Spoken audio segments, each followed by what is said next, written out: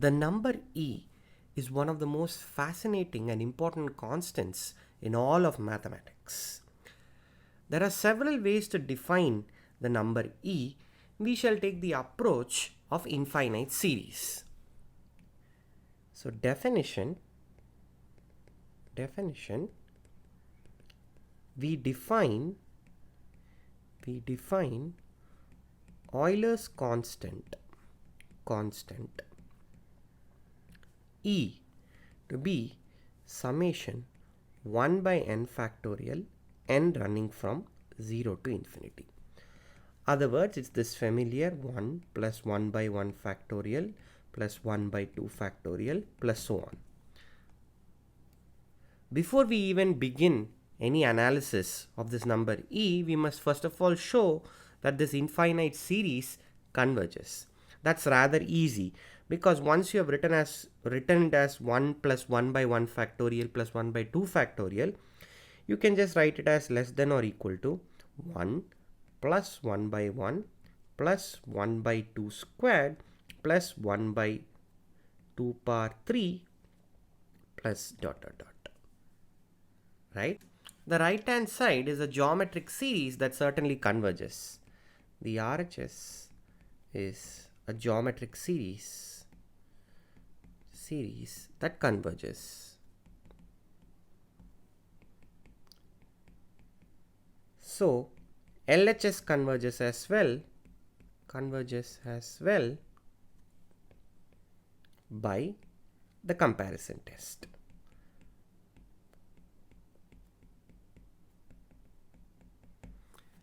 So we got a very simple proof that this series summation n equals 0 to infinity 1 by n factorial indeed converges. And we are just calling what it converges to be the number E. Now this number E has a number of special features that we shall explore once we define the exponential functions and relate it to this constant E. We shall do that after we develop some amount of calculus. But let me just state and prove one really interesting fact about this number E. It's the fact that this number E is irrational. We have already seen that square root of 2 is irrational, and the proof was not that hard, though elegant. Here we have a very elegant proof, but somewhat little bit more involved. Theorem: E is irrational. Let's see a proof. So what we do is the following. We know that E is just 1 plus 1 plus half plus 1 by 3 factorial 1 by 2 factorial plus 1 by 3 factorial plus so on, right? Now what we do is the following. We are going to fix n and take the first n terms to the left. That means we are going to consider E minus 1 minus 1 minus 1 by 2 factorial minus 1 by 3 factorial dot dot dot minus 1 by n factorial.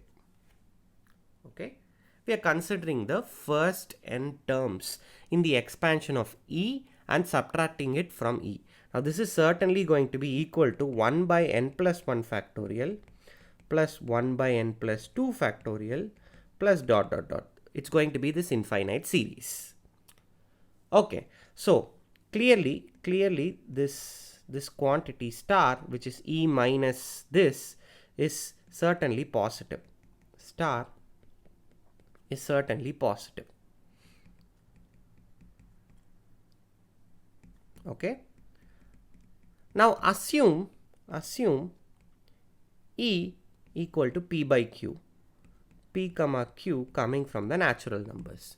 I'm going to get a contradiction. I'm going to assume that E is rational and somehow arrive at a contradiction. Okay, now choose, we had fixed this n, right? Now choose n to be greater than Q. Okay, the same manipulation obviously holds. I'm just I had fixed n, I'm just choosing that fixed n to be a quantity that is greater than Q. Of course I can do that. Okay, now what I do is I multiply star by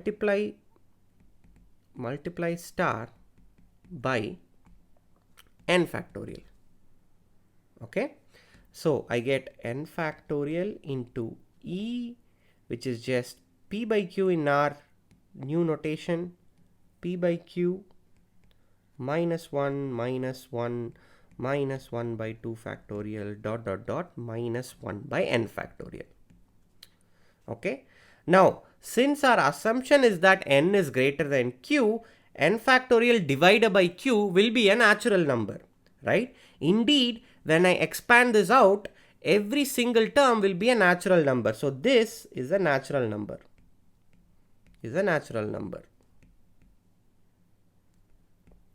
okay, in fact a natural number which will be positive. Of course, natural number itself includes positive, so I needn't have said that. Okay, it's going to be a natural number. But this expression e minus 1 minus 1 minus 1 by 2 factorial was actually equal to, this was actually equal to 1 by n plus 1 factorial plus 1 by n plus 2 factorial plus so on, right? So let's multiply this by n factorial. Whatever this natural number is, it's got to be equal to, this natural number has got to be equal to n factorial divided by n plus 1 factorial plus n factorial divided by n plus 2 factorial plus so on, right? This is just because this original expression was equal to this 1 by n plus 1 factorial plus 1 by n plus 2 factorial and so on. Okay, now this leads to a problem.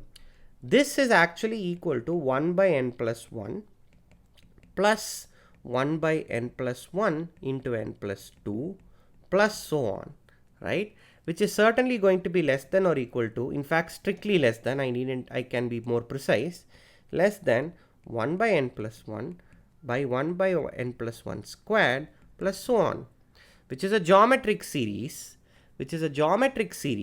so we have to compute the sum, which this is in fact equal to 1 by n plus 1 divided by 1 minus 1 by n plus 1, right? This is just 1 by n plus 1 minus 1 by n plus 1, which is equal to 1 by n, right? This 1 by n is certainly not a positive number, positive integer, right? This is a contradiction.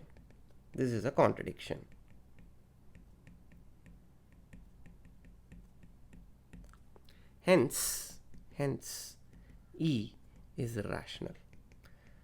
So just some little bit of manipulation with infinite series immediately gave us the fact that the number E is not going to be a rational number. Okay, this was a nice proof. Now let's relate E to another limit that you are familiar with. You are probably familiar with, I must add. It is known that E can also be defined as limit n going to infinity 1 plus 1 by n the whole power n. Okay, so E is also equal to this limit. Why is that? Why is the series that we have defined also equal to this limit? Well, this is nothing but summation limit n going to infinity summation k running from 0 to n choose k. This is n choose k. Okay, this is n factorial by k factorial into n minus k factorial. N choose k 1 by n power k. Okay, this is just binomial expansion. I'm just using the familiar binomial expansion.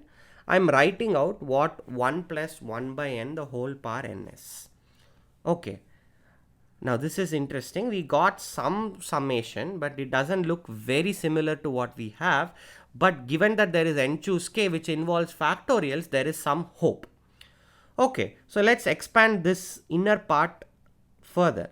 So this is summation k equals 0 to n factorial by n minus k factorial times k factorial into 1 by n power k. Okay, so which is just summation k equals 0 to n into n minus 1 into n minus k n minus k minus 1. Okay, that's essentially n minus k plus 1. So I'm just essentially cancelling out the k factorial from both the numerator and denominator. So this divided by n minus k factorial into, or rather what I shall do is I am cancelling n minus k factorial. Sorry, I made a mistake. When I cancelled out n minus k factorial, all the terms from 1 to n minus k will get cancelled in the numerator. So I'll be left with k factorial. Okay, small correction. K factorial into n power k. Okay. Now observe that there are k terms here. N minus 1, n minus k minus 1 all the way. And in the denominator we have n power k. Okay, we have n power k. So it's easy to see,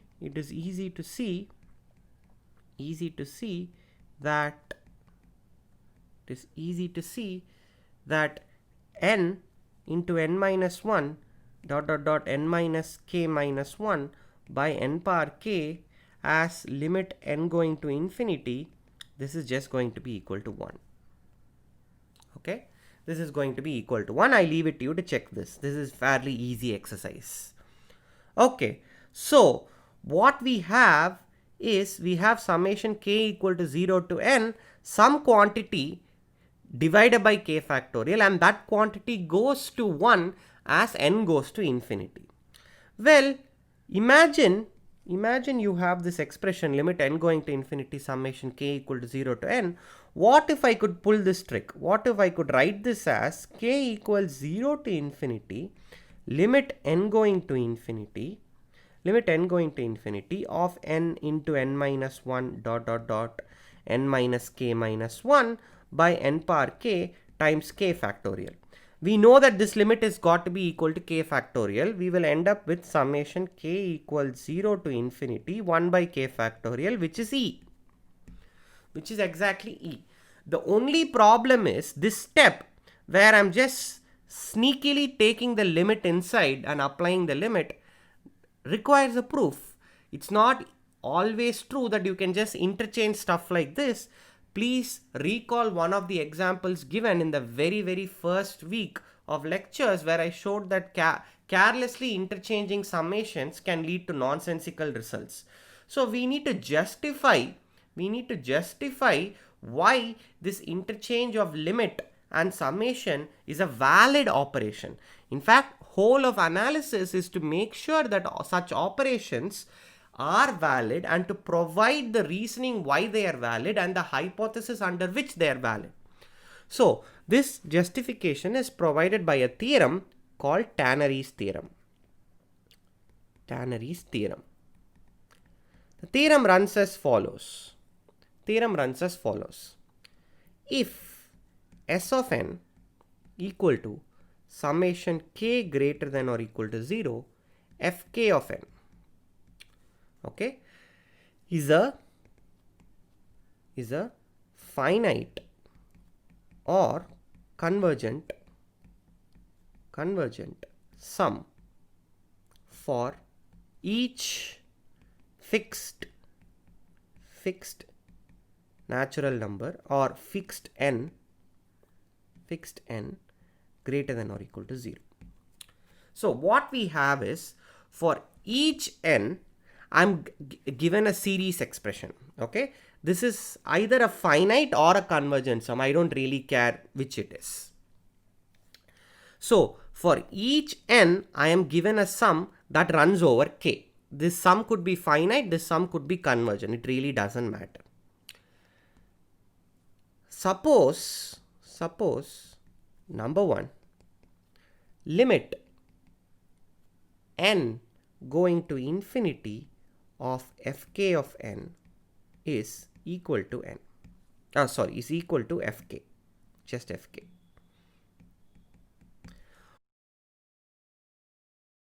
Number two, for each fixed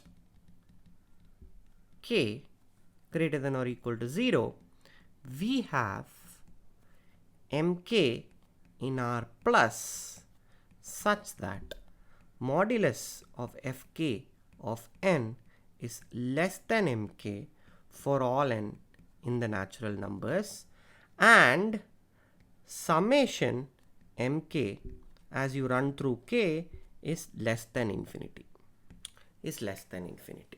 Okay, then the conclusion is limit n going to infinity of summation k greater than or equal to 0 fk of n is in fact equal to summation k running from 0 to infinity of fk. Essentially, we have taken the limit inside. To understand what Tannery's theorem is trying to say, it might be a good idea to draw a grid. So we have this S1, which is supposed to be summation f kn as k goes from 0 to infinity. Okay, so essentially, let's expand this sum out. So S1 will nothing but f01 plus f11 plus f21 plus dot dot dot. Similarly, S2 would be just f02 plus f22 plus f23 plus dot dot dot. Okay, and similarly you have S3, S4 and so on. You have these infinite sums. Okay, now what we are trying to do is we are trying to determine the limit as you go down. Okay, that's what limit n going to infinity of summation k greater than or equal to 0 fk of n is supposed to be. This is just s of n, right? This sum is just s of n. We are trying to find the limit as you go down the grid. Okay, we are also given that if you go down each one of these grids, each one of these columns in this grid, you have a limit. Okay, we are calling this limit f0, we are calling this limit f1, we are calling this limit f2 and so on. What Tannery's theorem says is that under this specific condition 2, which just says that for each fixed k, we have a bound on fk of n's mk such that summation k greater than or equal to 0 mk actually converges, then to determine this limit of the essence, it's enough to just sum up these. Okay, so essentially we are giving a condition under which you can interchange the limit and the summation. Let's see a proof. First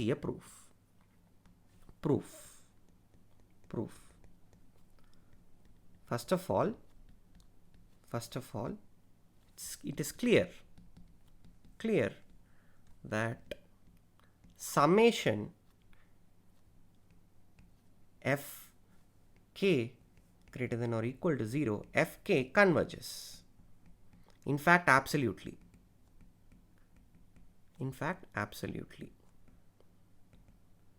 Why is this the case? Well, look at hypothesis 2.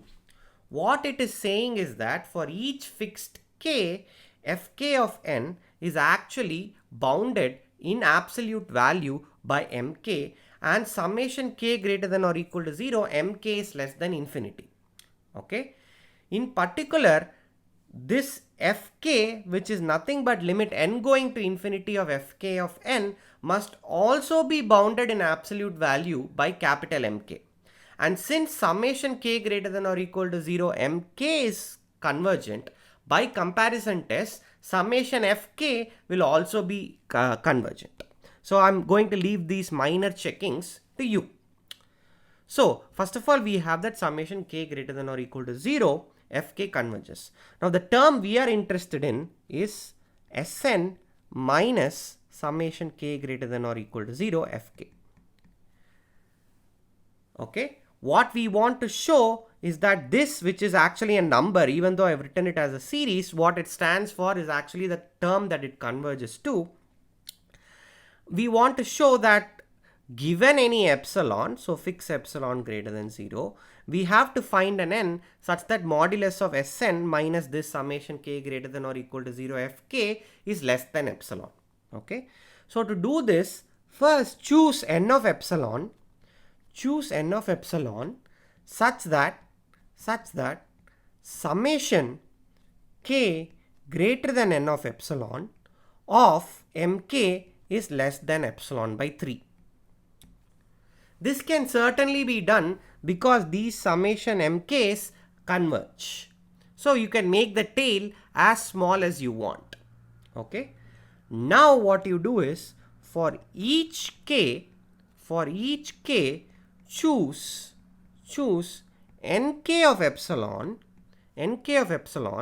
such that modulus of fk of n minus fk is less than epsilon by 3 n of epsilon. Now you might be wondering why I am pulling constants out of the air. You will understand in a moment. Why I am pulling out these. I'm putting epsilon by 3 n epsilon. So what we have is that each fkn converges to fk. So for each k we can find some nk of epsilon such that mod fkn minus fk is less than epsilon by 3 n epsilon. Okay. Now what we do is set capital N to be just maximum of n1 epsilon, n2 epsilon, n epsilon of epsilon. Okay. Recall, this n epsilon was the point at which the tail of the series summation mk can be made less than epsilon by 3.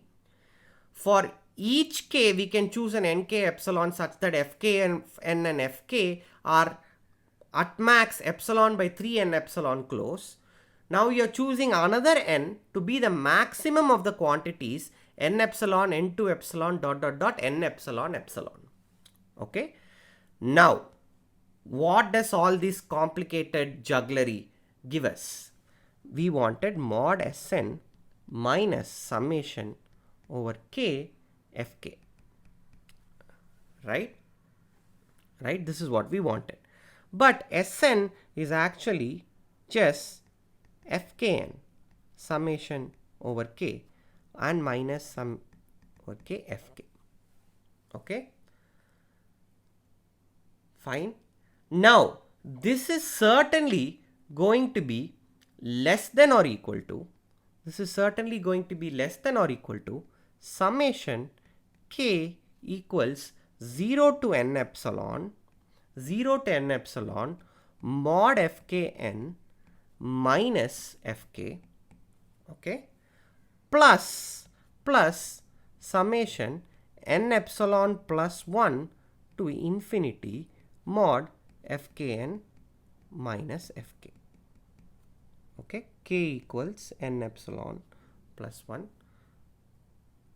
Okay. Now, how does this help? Well, if n is greater than capital N, then something interesting happens. How was capital N chosen? It was the maximum of n1 epsilon, n2 epsilon, n epsilon of epsilon. Okay. If n is greater than capital N, then what we have is fk of n minus fk must be less than epsilon by 3n epsilon, right? So what we get is this first quantity will certainly be less than or equal to n epsilon times epsilon by 3n epsilon, right? Why is this the case? Well, because each term mod fkn minus fk will indeed be less than epsilon by 3n epsilon, and there are n epsilon such terms, so this will be less than or equal to n epsilon times epsilon by 3n epsilon. Okay, now what about this second term where you are summing up from n epsilon plus 1 to infinity? Recall that n epsilon was chosen to make the tail of the series summation mk really small, right? We are chosen it to make the the series really small, the tail of that series. And here if you observe, you have fkn minus fk. And we know that the absolute values of mod fkn is less than mk, and the absolute value of fk is less than or equal to mk. So we can write this term as summation less than or equal to summation k equal to n epsilon plus 1 to infinity twice mk. This is just easy estimate. This just follows from the fact that mod a minus b is less than or equal to mod a plus mod b. But this is less than twice epsilon by 3. Okay, putting all this together, we get that mod Sn minus summation over k fk is less than or equal to less than epsilon whenever n is greater than capital N. Hence proved. So the proof is not difficult, it just involves a bit of jugglery because we are given a lot of data. Okay, so now exercise show 1 by 1 plus n power n converges to E. This is actually most of the work has been done, and you just have to apply Tannery's theorem and you will get it. I'm going to leave you with another exercise which will be expanded upon in the assignment. You are going to prove a condition, or let me just leave it as an open-ended exercise now so that you can think about it later. Think about when summation I equals 1 to infinity, summation j equals 1 to infinity, aij will be equal to summation j equals 1 to infinity, summation I equals 1 to infinity, aij. So we have this double series sort of. We are first summing up over j, then summing up over I. I'm asking when can you interchange? Think about when you will be able to interchange. Think about it using Tannery's theorem. In the exercise set, I shall give you an exercise where you give a precise condition under which this is valid, and you will prove it using Tannery's theorem. This is a course on real analysis, and you have just watched the module on the number E.